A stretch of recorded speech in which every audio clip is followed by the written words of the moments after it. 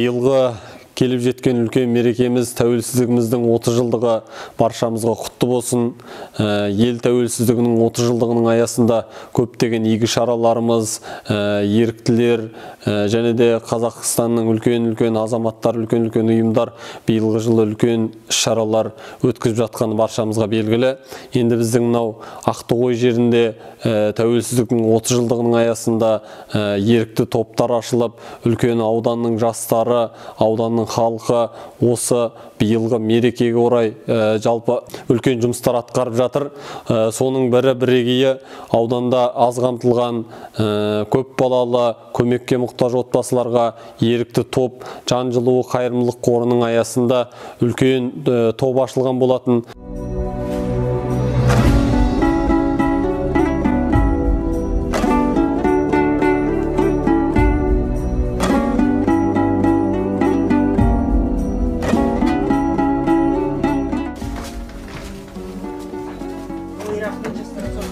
Жұмыс істеп жатырсыздар?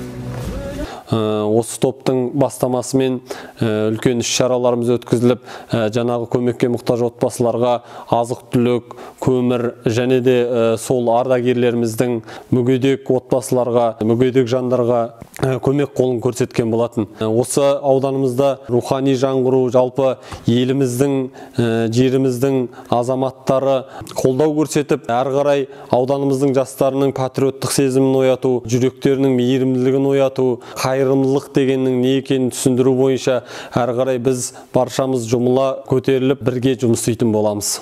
Пандемия кезінде біздің ауданның халқы, ауыл жастары баршасы бірігіп, жұмыла көтеріліп, ауданымызда ауырып жатқан науқастарымызға және де ауданымызда аурудың алдын алу жұмыстарын жүргізген болатын. Елдерге тегін маска таратып, антисептик таратып, үлкен қайырымдылық жақсы шараларды осы пандемия кезінде үлкен деңгейде, жоғары деңгейде жұмыс жасады.